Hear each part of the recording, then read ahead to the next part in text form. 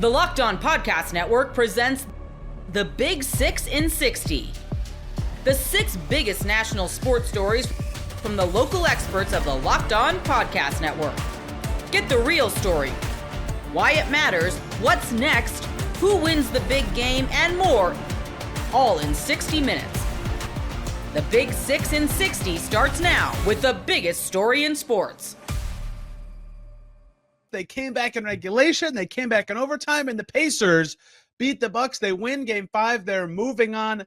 You are Locked On Pacers, your daily Indiana Pacers podcast. Holy smokes. Oh, my Lord. I need to use all the phrases. What an unreal, unforgettable game in Gainbridge Fieldhouse. Game 5, down to the wire in regulation, down to the wire in overtime. The Pacers down 6 as the Bucks go to the stripe with 40 seconds to go. It looks dead. They look dead, and they win the game. A moment for Tyrese Halliburton, several moments for other players, an unforgettable game moment for the franchise. Yes, it's a first-round game, and yes, it was a ridiculous one. And Derek Kramer's going to join me today to break it all down.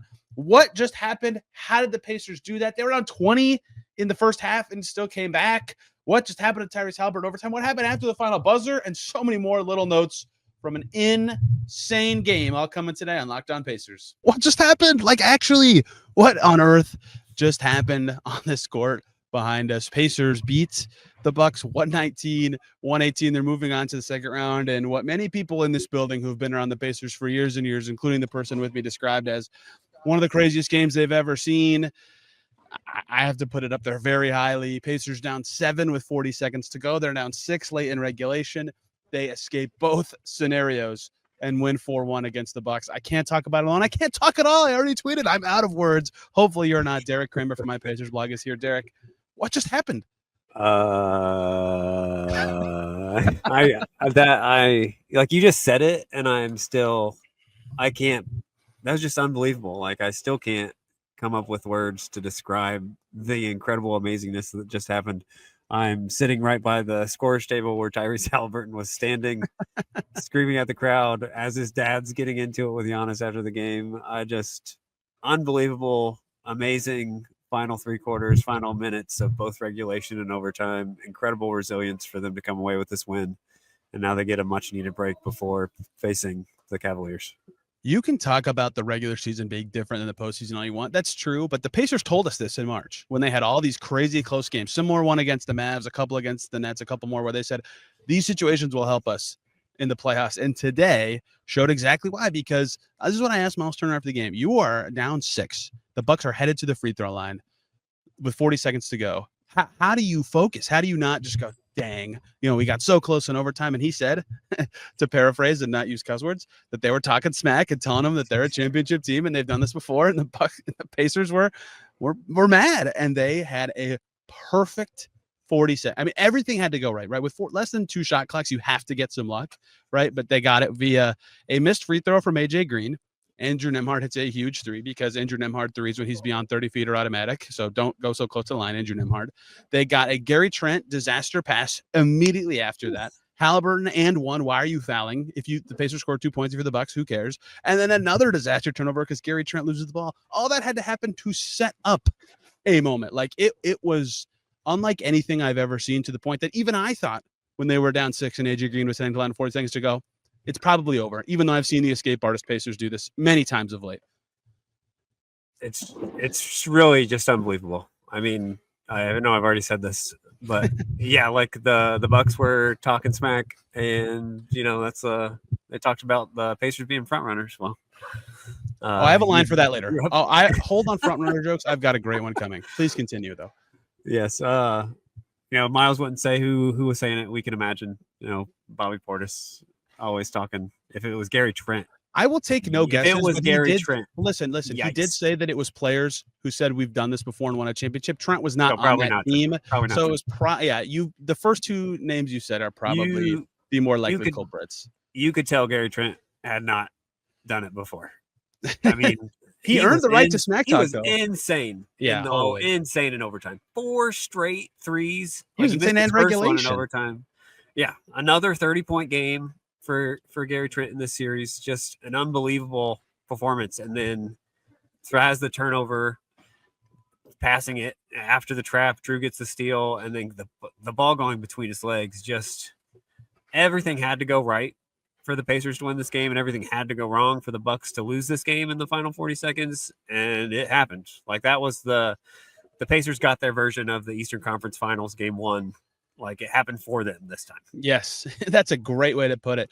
The karma swings back. But wait, Derek, what if I told you in regulation with 1:19 to go, the Pacers took a timeout down by 4, and they were down by even more than that in the fourth quarter. And another time they looked fairly dead. We haven't even talked about the moments, like the Halliburton moments that made this possible. But another time after Giannis hits that floater and is fouled with 53 seconds to go to put the Bucks up 4. Again, I thought, man, valiant comeback from the Pacers, but like Gary Trent's doing this, Giannis is amazing triple-double. Like, it's over, right? It's over.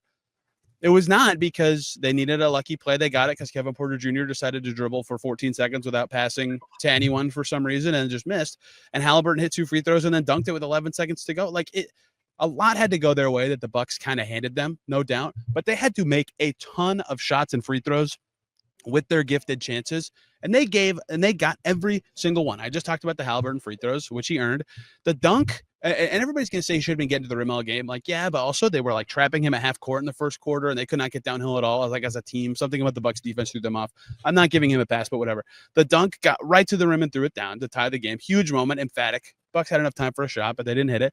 And then late when they were down 7 in the final minute, Nembhard's 3, humongous shot. I mean, Tyrese Halliburton said after the game, no one's going to talk about that play because they shouldn't. There were bigger moments, but huge. Like, for a guy who just had one rim out like 2 minutes before that, huge shot. Then Halliburton, after Andrew Nembhard steals the Gary Trent pass, just gets right to the rim. For some reason, the Bucks let him get into the middle lane. He went left. Well, AJ Green, you mentioned this to me after. Why are you fouling? Let him hit the shot. That was already a tough layup. Left-handed like that, that was an insanely impressive basket. Puts it in with the free throw. Massive shot. And let's talk about something major that happened after he made that. The Bucks could not get the ball in bounds, and they had to use their final timeout to avoid a 5-second call. That's significant. And it would have been, if he didn't call the timeout, it was a steal by Nesmith. Yes, they could not get it in. And then, of course, after the final play, Halliburton with the wiggle after the steal on the Gary Trent play, no timeout. And look at this. No one mad about no timeout when you score it. Everybody only blames it on the result. The starters were in the game. It was very easy, although Jarris Walker came out for Siakam, I believe. They were doing offense-defense subs late. 5 fouls on Siakam, so trying to avoid that. Halliburton with the wiggle. They were switching in those moments, right? Siakam was setting all these screens for Halliburton, and that was either getting a mismatch for Siakam in the post that they went to almost too much, honestly, or Halliburton a mismatch for him to drive. In this case, it was Halliburton drive right to the cup for his 26 points. And look at that. The Bucks now out of timeouts. Yeah, they can chuck a full court shot, but it was over. I mean, they had to make all of those shots I just described and be out of timeouts because of that play and miss the AJ. It was unbelievable. I keep saying the same words. Just count the number of times like Tyrese drove to the rim, both in regulation and overtime. Like, we've all been asking for, so like, you got to shoot the ball when you get that close to the rim. And he did it at least 5 times as they were making the comebacks. Rick Carlisle compared Ty to Reggie Miller after the game, just with his iron will, his body being very skinny, but very tough. And like, the game for me that it reminded me of was a Reggie game, the 2001 2002 when game 5 against the Nets, when the Pacers were the 8 seed and Reggie dunked through a couple people in overtime. He hit that giant 3. Like, the dunk that Ty had wasn't through a bunch of bodies, but you don't see Ty dunk in the half court very often, and you didn't see Reggie do that either. Like, 10 seconds left, he gets that to tie it, and then he just continues to go to the rim. He got a little bit 3 happy. They were good looks in overtime, but he got just a little too much when he was just getting to the rim at will, especially as he mentioned, like, they kept attacking Giannis because he had 5 fouls. So they felt like he couldn't be as physical because of that. So they kept going to that, and just unbelievable. Like we keep saying, just incredible performance. Other shots or moments to me that will be lost to time. One is the steal that didn't happen that you mentioned with Nesmith, but he also in overtime gave the Pacers a lead with a tip layup that was just insane after a Halliburton missed layup that felt like a huge shot of the moment. Like, wow, I'm going to get to write about Nesmith. I didn't give him the lead. Did they? I can't remember. Right before Gary Trent his like millionth 3 in a row. That was a huge one. He also had a huge 3 late in regulation that like Neesmith quietly all series was just outstanding. I can't remember 12 when rebounds today. 12 rebounds. Yeah, for I Neesmith. can't remember when his 3 was in regulation. Maybe I'm tripping. It was the top of the key 3, but he had a layup to give him the It lead. was at huge. It was 95, there. I think they were 94. down. I think they were down 6 when he hit that 3. Yeah, It was you might. right after the Bucks went up 6. The Pacers called timeout, and he hit a 3 at the top of the key, I believe. I'm having a shockingly hard time finding it. It must have been an overtime. I'm There's probably too many wrong, things. There's unfortunately. too many things that happen. Too many. Yes, there it is. 1:40 to go. That cut it to 3 after Gary Trent hit his 1 millionth -1 3-pointer in a row. Like it was everybody, every player had to be like perfect and take advantage of the opportunities handed them by the Bucks. And the Pacers should have been better than this. Like Halliburton hit his first 3 in overtime and then just missed so many that like we've seen him make off the offensive rebound before. We've seen him make wiggle into his right before. And like, it's bad that he missed them, but that, you know, in the moment you're thinking, man, you got to get a better look than that. And Gary Trent, meanwhile, couldn't miss. Like I got all the tweets about this is the Supermax guy getting outplayed by the minimum guy. Yeah, he got the last laugh there, but like, it was certainly frustrating. They were not getting anything they wanted until the final minute, and the Bucks were taking advantage until they didn't twice. I mean, you can't really like fault them for anything they did except for the turnovers. I mean, the missed free throws, that happens, I guess. Giannis missing the game winner in regulation. Yeah, that happens, whatever. The KPJ shot with 26 seconds to go, you and I have talked about that, felt like a huge mistake in the moment. And the 2 turnovers, obviously a disaster. And all of that was needed to resolve from we're saying the same things over and over, but like, that's what the game was. It was those moments. Yeah, like the Bucks did everything they needed to do to win this game. Like they hit so many like clutch shots.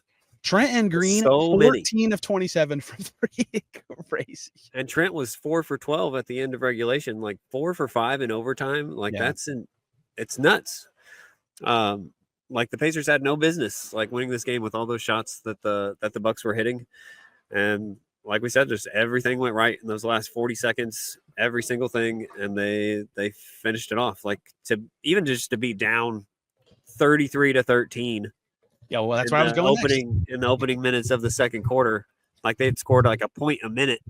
Like Rick is telling them to just effing hit somebody because of how much the Bucks were just way more physical, way more sense of urgency. And they clawed their way back slowly but surely. And then they kept falling more behind at the end, and they never gave in. It's just amazing resilience. There's nothing like the energy of a live game, whether it's catching a last-minute Major League Baseball showdown or soaking in the excitement of an NBA playoff game. Finding great seats, though, that used to be a challenge until Game Time. With last-minute deals, all-in prices, and the lowest price guarantee, Game Time takes the guesswork out of buying tickets. Plus, ticket prices actually drop as the beginning of the game gets closer, so you can score amazing seats at a great price. Take the guesswork out of buying tickets with Game Time. Download the Game Time app, create an account, and use code LOCKEDON for $20 off your first purchase. Terms apply. Again, create an account and redeem code LOCKEDON for $20 off. Download Game Time today. What time is it? Game Time. It should come as no surprise that after we buried the Nuggets deep in the cold, cold ground, they now lead the series 3-2 with an excellent chance to advance. You are Locked On Nuggets, your daily Denver Nuggets podcast. So the Nuggets won by 16, and Nikola Jokic was a plus 18, which means that in the non-Nikola minutes, they were only -2. And by the way, you factor in the garbage time where they were -4 as a team. So like the actual game time, Nuggets were +2 without Nikola Jokic. That was absolutely huge. I felt very bad for DeAndre Jordan. Just very it's rough because I understand like he's an NBA player and he's supposed to perform. I get it. But I'm just like, he's got no shot. He's got no shot versus Zoo. He is not in a place physically in his career where he can do that. Like, he does not belong in the series. Why I've been like, you should play Zeke. I think there's probably a place for DJ. And actually, there might be one for him. I'll have to look at it. I think there might be one next series, depending on which minutes he plays. If they get out of this round. But that was rough. But they got a boost from not only Murray scoring, but Russell Westbrook, 8 of 15, 3 of 6 from 3. 21 points. Ryan Blackburn, talk about Russell Westbrook, please. Ryan, talk about Russell Westbrook in an extremely positive way. I don't have to struggle at that. Like, it's pretty clear the impact that he had on this game tonight. Started off a little bit slowly, but got into the flow of the game. And then in that second quarter, he really took off. Hit back-to-back pull-up threes because why not? And he also hit an and one with Bogdan Bogdanovic on his back, crying baby. Gosh, rocking the baby. What am I saying? He's rocking the baby for that. I don't. Matt, I am so tired. So it's no, he was truly great, and I noted this yesterday. The Nuggets had like 26 total minutes that they played for their bench in game 4. Russ played 25, 26 by himself tonight. And just having somebody that can change the pace, that can give a new look, that can provide a little bit of energy, but also just competence in general. Like, Denver's bench just has not been competent enough without Russ out there. And he has been a fantastic piece throughout this entire series, frankly. And when he's been out there and on point and doing the things that he's been asked to do, he has been tremendous at it. So credit to him, man. Like, he has stepped up in a big way. Shout out to Don Dropper, who does Locked On Clippers. Great show. You guys should check them out and be nice. Be nice in the comments. I said it. Be nice. Be the fans you want other fans to be. Be the change we want to see in the online world. Don's great, and he got hassled by a Clippers employee tonight when he was trying to do a post-game show in the parking lot. So that sucks. So shout out to Don for fighting through that. As he did talk about how Law Murray said Jamal didn't like Dunn being drafted over him, and it showed. Yeah, Jamal made that very evident. He mentioned it like 3 times that Dunn was drafted over him. So he was very annoyed. And like, look, we said during the series, I said after game 1 and game 2, I said throughout the series, I was like, I'm telling you, I know what it looks like when Murray struggles. This is not Jaden McDaniels. This is not that situation. He's comfortable versus Dunn. He's got burst. He's got separation. He's just missing shots. And everyone killed him after game 4, which they won, even though he was good in game 3, but everyone else was bad. And tonight the shots went going. His relocation stuff tonight was so good. Yeah, I'm going to do some film work on it over at the Dig. It is chef's kiss. It is so good how he manipulated space. Look, there's 2 more games max in this series. There's at least 1 more game for sure. And the Clippers can get even because we saw what happened last year when Denver went up 3-2 and then went on the road to Minnesota. Minnesota punched them in the mouth, and Denver went, oh, all right, fine, we'll get you in game 7. And they almost did, but then they didn't. So, like, job's not done. They need to push for game 6. However, I will say, as this series has over the course of the last 2 games, I don't really know how the Nuggets have kind of solved most. I talk all year about solving problems. They've solved most of the problems that the Clippers have presented. Yeah. And they're no longer really caught off guard or on their heels by the Clippers. They kind of know what to expect and how to defend most of these actions and how to generate the looks that they want on the other end. And to me, that's really significant. Can I pivot really quick? There's been a narrative out there of Jamal Murray not really showing up in the first 3 games. I don't really know where that came from personally. I thought that he was very good in pretty much. Do you have like those 3 games? I must ask you, do you have like a whiteboard where you just write down the false narratives about Jamal? So yeah. So it's funny, but it's something that I'm dealing with in the comments on Pickaxe all the time. And like people are doing the thing where they're like, if only Jamal was good. And like, I know that he had a bad game 4. I called him out for a bad game 4. He was horrible, or not horrible. That's a little bit of a stretch, but like he was pretty bad. He had 8 assists. Yeah. Okay. Oh, yes. But like, again, it's playoffs. Like there's a different standard, I think, that's being applied. But like in the first 3 games, I thought he was pretty good in different ways in all of them, and just finding ways to be solid and contributing, especially in complementary ways, while Jokic is doing well, while Christian Brown is having his moments, while Aaron Gordon had 25 in game 1, things like that.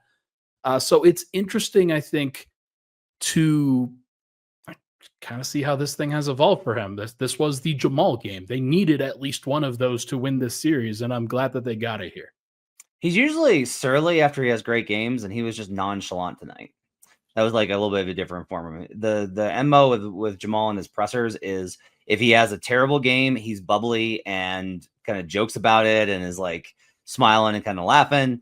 If he has a great game, he's surly and mad and like, why would you ask that? What do you mean? And instead, this one, he was just like very nonchalant, like just competing. You know, it's a lot of fun to be out there. He's doing his best to stay even keel. Yeah, in this presser, especially after a really massive game for him. If he has a normal good game, he will be surly. I will, unless they win the series, like in the next game, and then he'll be like, "I don't care. I had 6 points. I just it doesn't matter. They won." Right. No, I think exactly. It doesn't matter because they won. Yeah. And I don't know what's going to happen the rest of the series. I thought the Clippers were winning in 6. I thought they were winning this game and they were taking care of it at home.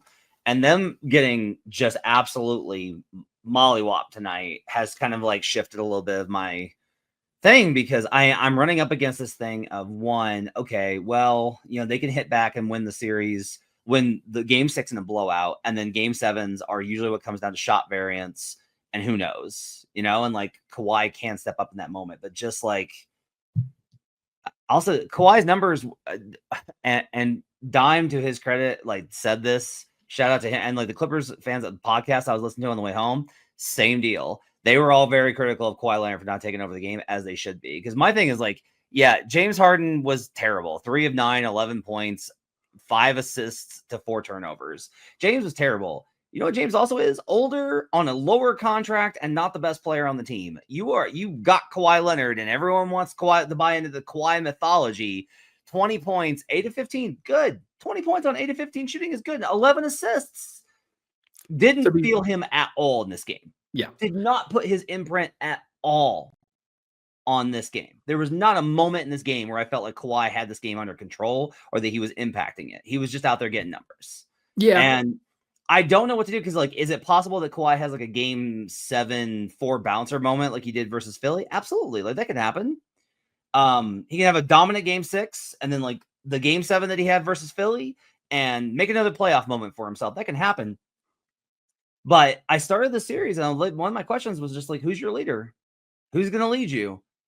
And I will say, like, the Nuggets, I do not know how we are here after we buried them again after game 3. But they're connected. Like, they are engaged with one another. They are, I know what this team looks like when it's emotionally connected, and they're emotionally connected. And the Clippers were just kind of there tonight. Like, they were just collecting a paycheck. And I don't know what that was about. But they were... I have seen this before, though, where one team comes out and they're so used to the games being a slog, and it's like you're in these like tight boxing matches and you think you're going to be working the body, and one team comes out and they're just dancing around and landing haymakers, and you don't know what to do, and all of a sudden you're on the mat. And that was really kind of what happened with Jamal's performance in this one. Like he took the life out of them with some of these shots. And when you're a team, especially a veteran team like the Clippers are, and they've seen this before, they've seen what this looks like, they know that this is a game that they don't really have a great shot in winning. They put together a decent run in the fourth quarter, and then Jamal just kind of set the table again and put them to bed. He's like unbelievable game, and just one of those ones that reminds you just again that Denver is never dead when they have Jokic and Murray playing at Jokic and Murray peak levels. Like they can come up with ways. It doesn't take that much around what they're doing. You are Locked On Pistons, your daily Detroit Pistons podcast. The Pistons had their back against the wall. Had their backs against the wall. And in the fourth quarter, where they needed their superstar, where they needed their franchise player, who was struggling the entire game, Kay Cunningham was not hitting shots in quarter 1, in quarter 2, in quarter 3. He was struggling the entire game to get his shot going. Now, he was playing good defense, and I thought he was doing a fine job of getting them into some offensive action, but he wasn't hitting shots. They needed him to step up. And what did he do? He had 13 points in that fourth quarter. Big-time pull-up threes, big-time shots at the basket, getting to the free throw line, 2 free throws at the end of the game to extend the lead to 3, to give them the chance to win this game and really close it out. Kay Cunningham came in and closed the Knicks out again at Madison Square Garden. Again, this is 1, 2, 3, 4, 5. This is now 5 times.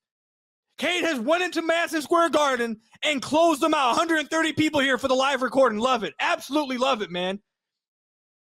Detroit could have went down in 5. They could have went down after such a depressing and terrible way to lose game 4, with the refs coming out 30 minutes after and saying, no, we messed up. With the last 2-minute report coming out after the next day saying, yeah, we messed up. Where that quite literally would have won them the game. That could have been an easy way. Any team could have had an easy way to come out the next game and say, we're deflated. That any team could have showed up with deflated energy and not giving it their all after how the last game ended. And the Pistons came out, and I think, to be honest, they only won by 3 in this game, but this might have been the best game they've played. I feel like this was an exceptional game from them from start to finish. From start to finish, this was fantastic. Fantastic play from the Detroit Pistons. Cade Cunningham, part of the difference in this series has been that Karl-Anthony Towns and Jalen Brunson, whether you like Jalen Brunson or not, whether you like Karl-Anthony Towns or not, whether you think he's soft or whatever, those guys had balled out in the fourth quarter. Whether you like it or not, they had come through for the Knicks over and over and over again in the fourth quarter. When the Pistons have a lead in the third, when they have a lead in the fourth, those guys had came up strong for them. What they needed, what Detroit needed, was their guy to do it for them. He missed the shot. He missed the shot at the end of the last game. He could have dwelled on that. He could have let that hold him down. He could have let that get him off his game. Instead of pouting and dwelling on that, he comes out the very next game with a chance to extend the series, and he does what he wasn't able to do the last game. He wasn't able to close out the deal last game. It is what it is. Not everyone bats 1,000. But he comes out the very next game, and he closes it out for the Detroit Pistons. He ended with 24 points. 13 of that 24 came in the fourth quarter. In a bad game for Cade Cunningham is 24 points and 17 shots, 24 points, 8 rebounds, 8 assists, 2 steals, and a block, a plus 13 in this game. Cade did everything you needed him to do in the fourth quarter. He came through and showed out for the Pistons and did what superstars and franchise players do. He outplayed Cat. He outplayed Jalen Brunson. He sent them back to the 3-1-3. Well, good luck, because game 6, if you thought game 3 was rocking, I promise you now, game 6 they're going to pop the roof off of LCA. And I'm sorry for everyone who everyone who's going to join me or loves joining me for the live watch parties, which this last game, we had 120 plus people in there. It was so much fun watching this game with you guys, but I'm sorry to break it to you guys. I won't be there for a watch party in game 6, because I will be at LCA, and there really shouldn't be anybody available for a watch party in game 6, because literally every single person in Michigan, in Metro Detroit, in the city, on the west side, on the east side, everyone should be at LCA for game 6, because you get this thing back to Madison Square Garden, where the Pistons have won once, twice, 3 times, 4 times, 5 times. You get that back to Madison Square Garden, game 7, anything can happen. Every single person in the state of Michigan should be at game 6. Should absolutely be at game 6. This game, look, just take a step back for a second. I'm losing my voice already. I was screaming the whole watch party. This game, this series really, this series has been, look, just take a step back from being a Pistons fan, Knicks fan, whatever you are. This series really has been entertaining as hell. This has been by far the best series in the first round. This has been a nail biter literally every single game to the fourth. Like literally every single game at the end of the fourth quarter has had everyone, Knicks fans, Pistons fans, just NBA fans on the edge of their seat. This has been an absurdly fun series to watch. So for this game to go the Pistons' way after what happened last game, and to have a chance to extend the series where you easily could have counted yourselves out, they did what they had to do. They did what they had to do. And Cade Cunningham, your franchise player, after struggling through 3 quarters, that's what stars do. No matter how much they're struggling, they still show up when you need them. No matter what's happened in the game before, no matter what happened the possession before, the quarter before, the half before, you show up in that fourth quarter when you are needed most. And Cade absolutely did that for this team. And he made sure that they were going back to the 3-1-3 with a chance to still win this series, despite getting game 4 completely taken from them.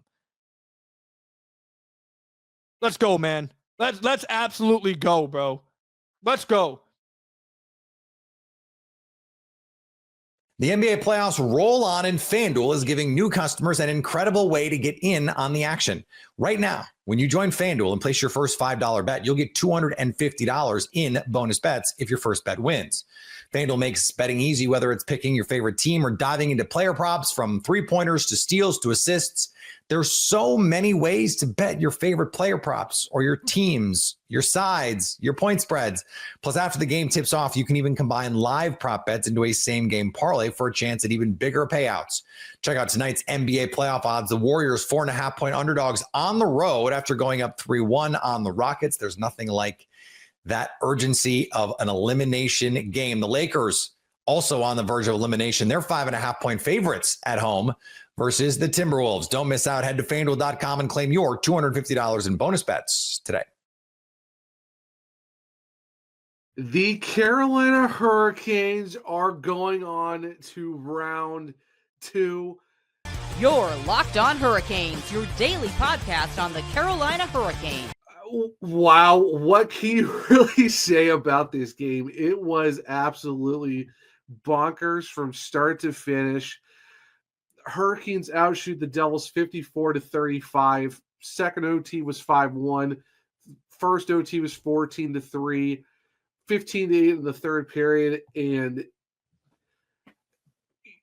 it's crazy how this game was, because you look at the first period and you're thinking, man, 10 minutes in, Devils up 3-0, less than, under 10 minutes in the first period. You're like, okay, this game's gone sideways.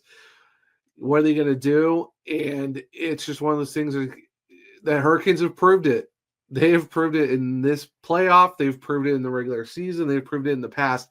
Never, ever count out the Carolina Hurricanes in a game, especially when it comes to the playoffs. And lo and behold, second period comes around.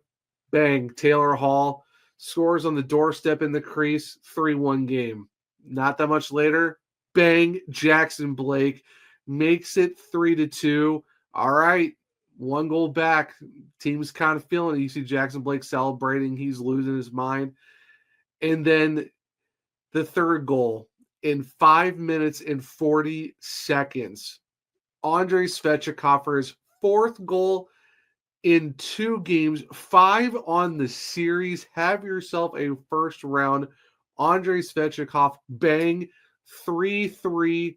Game is tied. And oh my word, like, you could have sworn that the building was going to fall apart. Like, forget the roof blowing off of Lenovo Center. I'm surprised that building is even standing after the Hurricanes completed that comeback, making it 3-3. Just absolute insanity.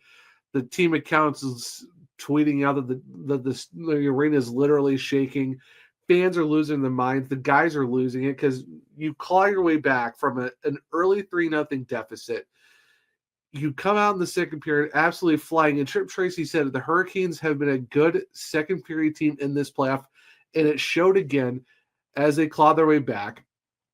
Yeah, unfortunately, he sure had a quick answer, made it 4-3. It is what it is. And then later on the period, Sebastian Aho, power play goal, bang, 4-4. And now that is, at that point, 5 power play goals in the series. And at this point, you're like, oh my goodness, the power play is absolutely rolling right now. They've come back from 3-0 down to make it 3-3, came back and made it 4-4. Just what an absolute thrilling second period for the Hurricanes. Outscored the Devils 4-1, outshot them, set it for a third period to where, hey, if you win the period, you win the game. Unfortunately, Markstrom kept him in the game, made a lot of great shots. Okay, on to bonus hockey. First period, Carolina is all over New Jersey, all over them. I mean, like I said, you look at an overtime period where he outshot them 14-3. There was multiple times that game could have ended early. Seth Jarvis, I think, hit the post once, and he almost lost it. Jordan Martinick almost scored. Like, there was multiple opportunities. It's just Markstrom was holding them at bay. And then in the second overtime, just some great sequence by the Canes all over New Jersey once again.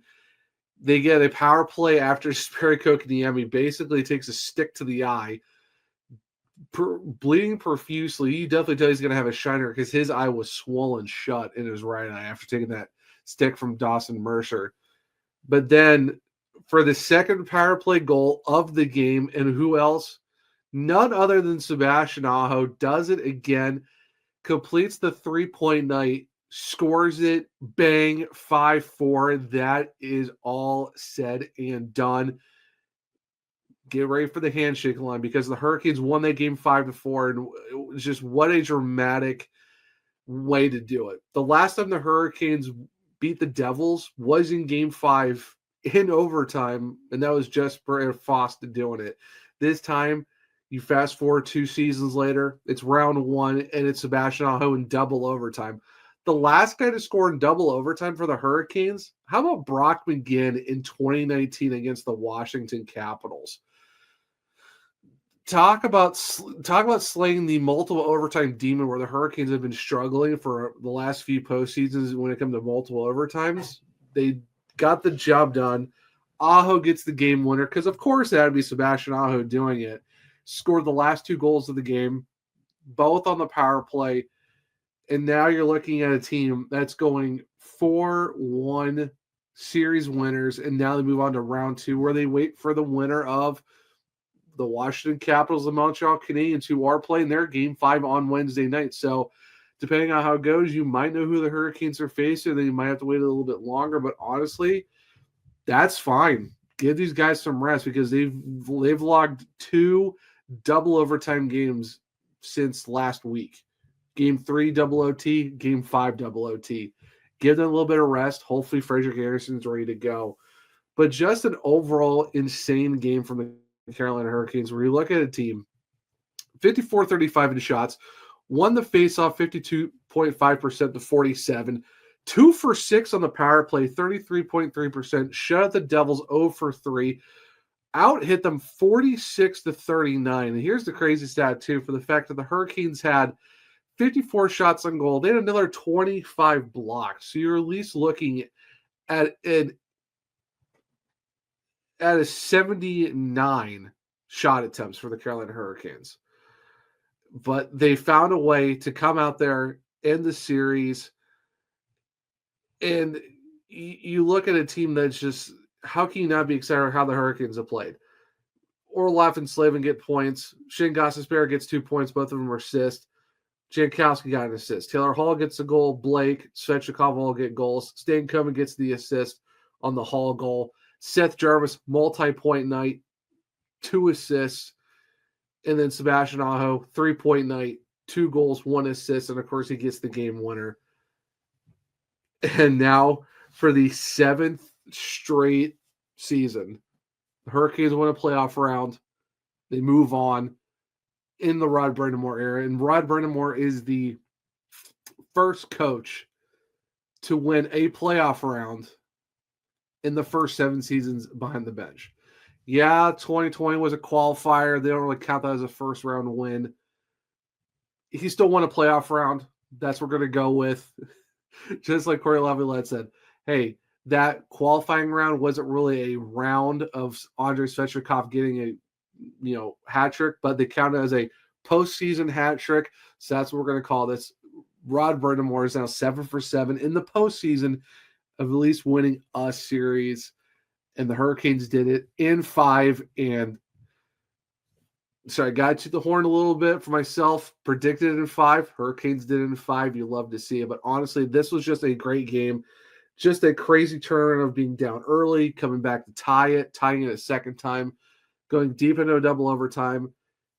And that's all she wrote. Hurricanes win. They move on. And now we get more playoff hockey at Lenovo Center. Now it just comes down to the fact, are you the road team or are you the home team? So it definitely should be interesting. There's nothing like the energy of a live game, whether it's catching a last-minute Major League Baseball showdown or soaking in the excitement of an NBA playoff game. Finding great seats, though, that used to be a challenge until Game Time. With last-minute deals, all-in prices, and the lowest price guarantee, Game Time takes the guesswork out of buying tickets. Plus, ticket prices actually drop as the beginning of the game gets closer, so you can score amazing seats at a great price. Take the guesswork out of buying tickets with Game Time. Download the Game Time app, create an account, and use code LOCKEDON for $20 off your first purchase. Terms apply. Again, create an account and redeem code LOCKEDON for $20 off. Download Game Time today. What time is it? Game Time. The Edmonton Oilers put together their most convincing win of the series so far, prevailing 3-1 over the LA Kings. You are Locked On Oilers, your daily podcast on the Edmonton Oilers. It's not exactly a secret the Oilers have been a slow starting team this season. They have a negative first period goal differential. If you go and look in the first period this year in the regular season, the Oilers were outscored 80-69. And as games went along, they generally got better. They had a great split. They were plus 26 in the second period. They were plus 1 in the third period, and then plus 8 in overtime periods for the season. So I think that gives you a little bit of color to the idea that the Oilers are a bit of a slow starting team, that they kind of need to get going. They need to get up to game speed. And it's really a challenge because, and I was worried about this watching the game tonight. Sometimes you do have to make tactical decisions and you have to plan out, for lack of a better word, how you're going to use your energy, because the Oilers came out of the gate tonight on fire. That first shift, Trent Frederick gets a really good look off the rush and they end up overpassing it and he misses. But you won a face-off, you got some zone time. And I think that was my biggest takeaway tonight from what the Oilers did that made the Kings uncomfortable. And it's something we've talked about extensively here on Locked On Oilers. And the everydayers have heard me say this. And if you're new, welcome. I'm glad you're along for the ride as the Oilers prevail tonight in this game 3-1 over the Kings. But I was very worried that the Oilers were going to burn themselves out. And you might say, well, Nick, they're professional athletes. They can manage their conditioning for 60 minutes. And yes, in theory, but in practice, you saw that to some degree go wrong for the Kings in the first 3 games of this series, where first 4 games of this series, you could argue, where the Kings got off to great starts, playing meticulous, tight defense, controlling the puck in the offensive zone, cycling, grinding passes high in the zone to low, low in the zone to high, and waiting for things to open up. But as games went along, their attention to detail started to wane a little bit. Their attention to detail started to wane. They got a little less crisp on that first breakout pass, and the Oilers started to bear down on them a little bit. And you got Connor and Leon going a little bit. You got Bush going a little bit. And tonight, I give massive kudos to Janmark, to Ryan Nugent-Hopkins, and we'll talk more about guys who had good games tonight in our second segment. But I do want to mention the fact that it really felt different tonight. And some of that is a byproduct of momentum. And we talk about it all the time here, that momentum is not measurable, but you know it when you see it. And the Oilers, by virtue of the way they played in the third period and overtime of game 4, really started to build something. And I am really, really impressed with the effort they gave tonight. And it's one thing to come out with a little bit of extra pep in your step, to really come out of the gate firing hot. It's another thing to stick with that for almost an entire game. Like we just said, the Kings played really good hockey games for 40 to 55 minutes in most of the games so far in this series up until tonight. And the Oilers were able to win 2. The Kings were able to win 2. And the Oilers saw the byproduct of their hard work tonight, where the Kings looked a little skittish. the Kings were the team that was making mistakes in their own ends. The Kings were the team that had their goalie doing all types of work to keep them in this game. You know, if Darcy Kemper has an okay night as opposed to a very good night, the score of this game is like 6-1. The Oilers had a ton of opportunities. And that brings me to my next point and what I really wanted to emphasize and highlight. The Oilers showed you in this game, they're not afraid of the dirty work. They don't mind going below the goal line. They don't mind going to the net and eating a cross check. They know that if they go to the net enough and put enough pressure on the Kings, eventually you're going to get them to break down. And that was something I wrote down in my notes here after the first period was, can the Oilers stick with it? Can they sustain this level of intensity for another 2 periods? Because to that point, the Oilers hadn't really manifested actual offense. The game was 0-0 after 1 period. And it's very easy for a team to get off to a good start, not get rewarded with an actual goal, and you start to lose a little bit of confidence. And it's not an active or a conscious decision, but a team plays really well and doesn't get rewarded. And subconsciously, their bodies all simultaneous are like, man, we're working this hard and we don't have anything to show for it. And yes, again, I'll tie it back to what I had said before. Yes, they're professional athletes. Yes, the expectation is they have more willpower than us mortals. It's one of the things that makes them special. But that performance tonight, that was a special effort. When you go out there and you outscoring chance a team 61-39, you outshoot a team 36-16, out high danger chance them 20-4, out expected goals them 4.02 to 1.06.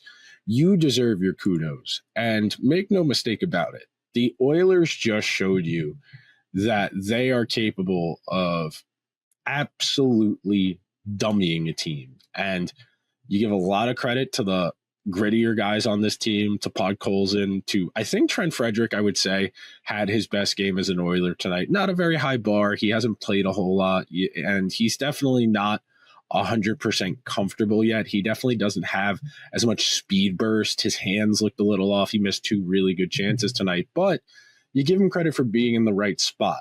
Being in the right spot when the puck finds you and you get a good scoring chance. Well, ideally, you would like that puck to go in.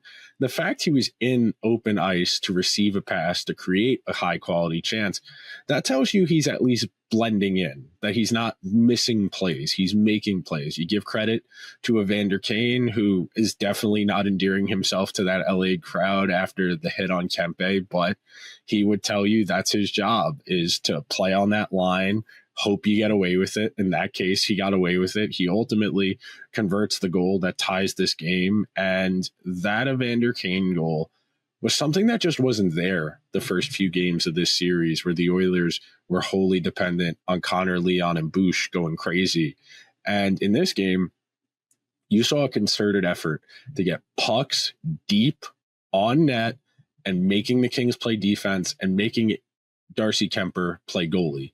Those active decisions, forcing teams to make choices as to how they want to play things, is ultimately going to determine games, because the more pressure you're going to put on a defense or a goalie, the more likely they are to make an eventual mistake. And kudos to Calvin Pickard, who I was a little skeptical of going to for a 3rd straight game, and I can put my hand up and say I was wrong.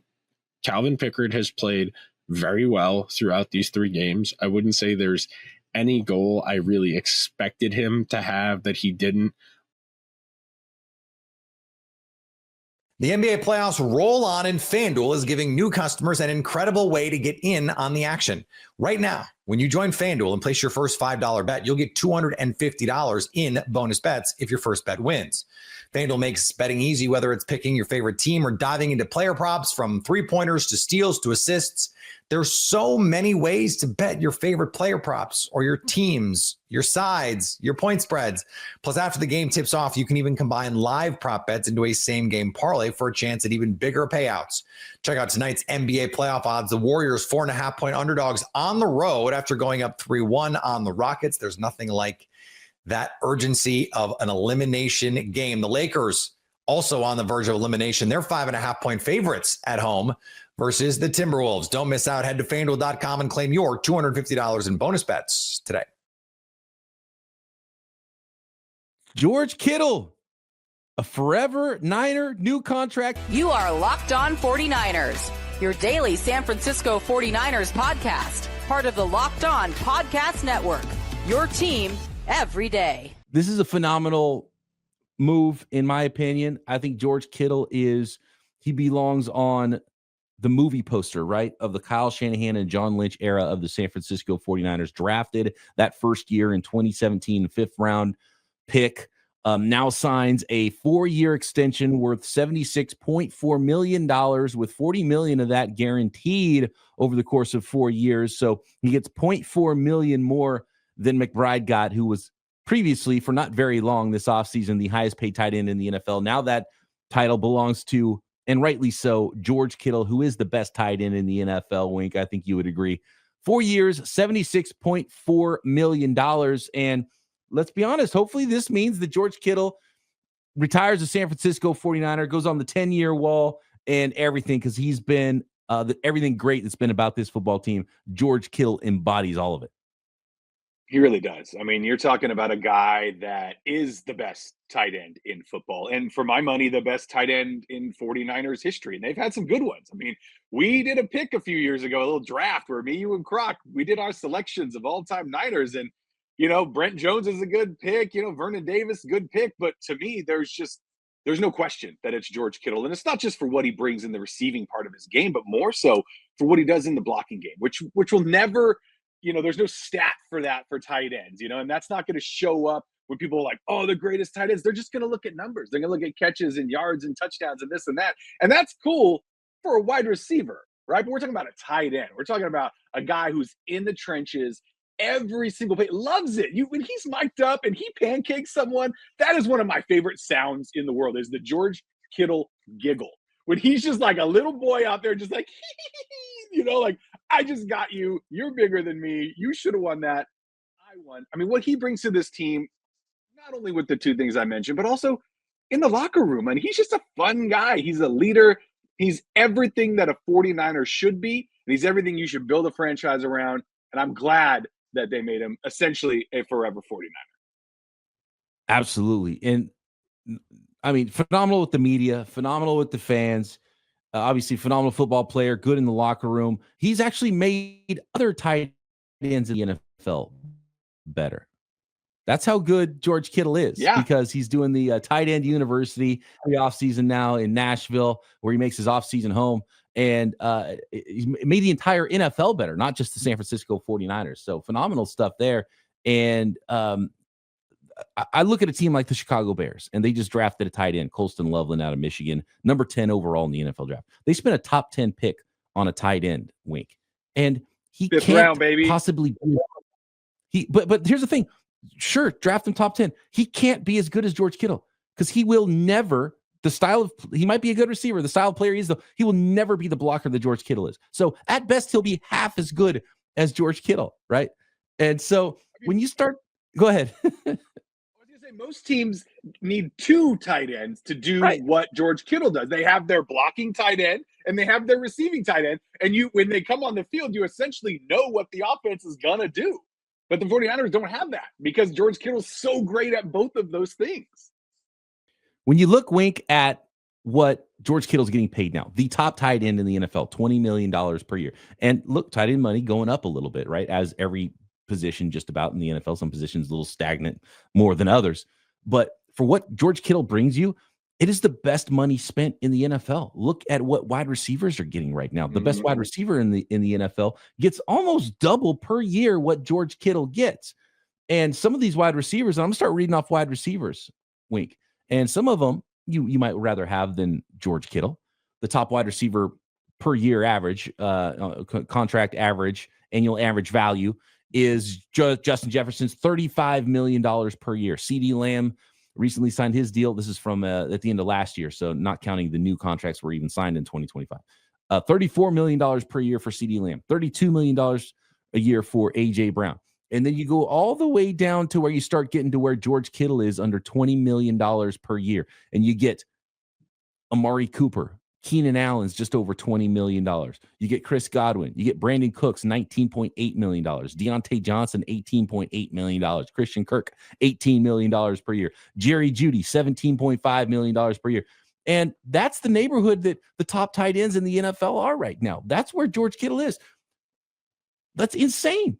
It's a no-brainer. Give George Kittle the most money of any tight end in the NFL, because when you compare it to what other positions are getting, it is a smashing value. And so it's a phenomenal deal. It's a no-brainer deal for George Kittle, even when he starts to get a little bit older and, he's on the wrong side of 30. Tight ends can age pretty gracefully as long as he's able to stay healthy, and he does play a physical style of football, right, Wink? So he really does. Phenomenal deal. It's a no-brainer. You can't, based on the market, you can't overpay George Kittle. Essentially, it's like, whatever the most is, it's a value signing at this point with the way the economics are in the NFL. Yeah, I mean, he's one of those guys that you want to keep around, period. Like, if he retired tomorrow, the 49ers should try to find a way to keep him within the franchise in some way, because he's a huge fan favorite. Like you said, great with the media. He's funny. He's just a nice guy. Like, he checks all the boxes, and that's not even talking about him as a football player, which is why they really gave him all this money, because he's the best tight end in football. There's not one tight end in the NFL right now that I would trade him for. It just wouldn't happen. Even if you're like, okay, you can have him at cheaper. No, I don't want that. I want George Kittle on my football team. I want him to have his 10 years. I want him to be put in that 10-year club. I want him to retire as a 49er. I love George Kittle. Any fan out there that doesn't love George Kittle, come on. Like, seriously, what, do you just not like nice people? Yeah. Just control? Like, come on. I've never actually, and like fans of other teams is like, man, I wish we had a George Kittle. Right? Yeah. I've never heard anybody be like, oh, George Kittle's overrated. Nobody says that ever.